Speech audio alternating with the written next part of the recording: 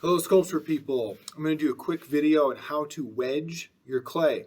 This is a really important step in preparing to do your wheel throwing.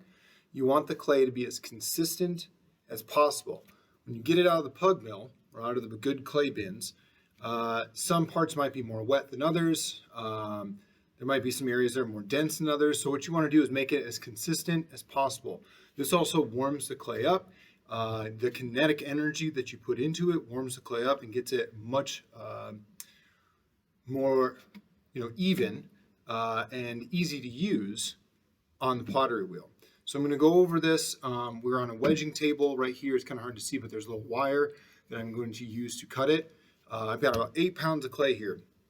Now I'm not going to throw all 8 pounds right away. Just to make a simple mug, I only need 1.5 pounds or 2 pounds. But if I do about 8 pounds to get started, that gives me 4 projects to work on. So if I goof up on one, I can put another one on there and keep going. So I always wedge a little bit more clay than I need. So I'm going to get started here. So this is a classic circle wedging. So first thing I'm going to do, I got my 8 pounds of clay. I'm going to cut it in half using the wire. I'm going to do 10 of these at least, and I'm going to make over 1,000 pounds or 1,000 layers doing that. This will make sense in a minute, but first thing we're going to do is make a bunch of layers. So I'm going to do this, I'm going to flatten it, put it together. So I'm cutting it like this. So I'm cutting along where the layers are being created.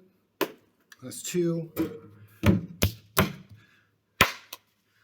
3. I'll go a bit slower. So I'm flattening it out, and I'm putting it together, and I'm mashing it down. Now, I might be thinking, well, if I do that, I might get some bubbles, right? Yes, you might get some bubbles. That's why this is only the first step. You can even see there's a little bubble right there, right? This is only the first step of wedging the clay.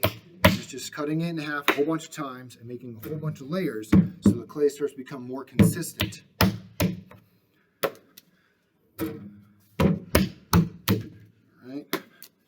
Actually stopped counting. I don't know what number we're on, so I'm going to do 2 more. 1,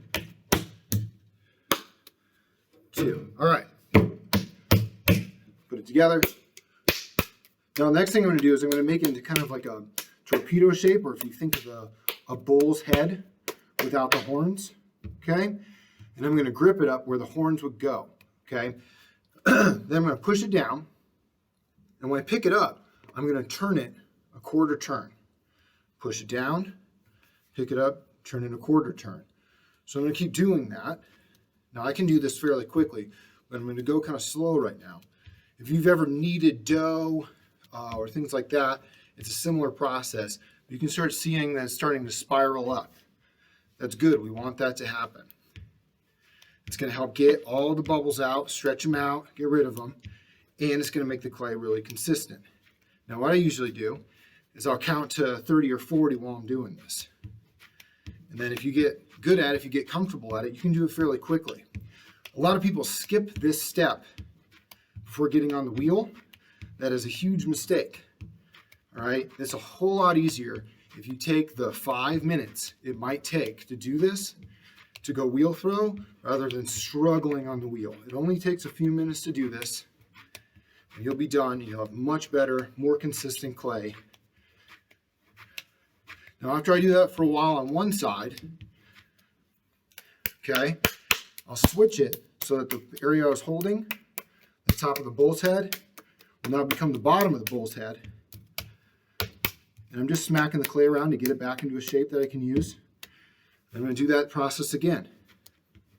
Now use your whole body in this, and don't just use your arms. You can see I'm rocking my whole body back and forth. It's a bit of a workout. You can hear me breathing, but it's good for you. But if you use your whole body, it's a whole lot easier. So again, I'm pushing down, quarter turn. Push down, quarter turn. Push down, quarter turn. Now you don't want to do this just on any surface. If you're doing it on like cement, it's not really going to work. I like to have this canvas on a board so that it absorbs some of the moisture as I'm working.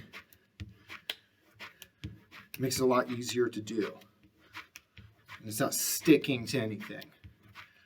if you tried to do this on cement or something like that, it's going to stick. Or just a plain piece of wood might stick to it. All right, so this is pretty good.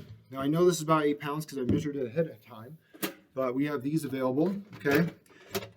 Now if you are just wheel throwing for the first time, you might make nothing of these. You might not need to worry about them, but if you're trying to get a specific type, or if you made a mug that you'd like to make a pairing of, it's helpful to know how much clay you use when you start it.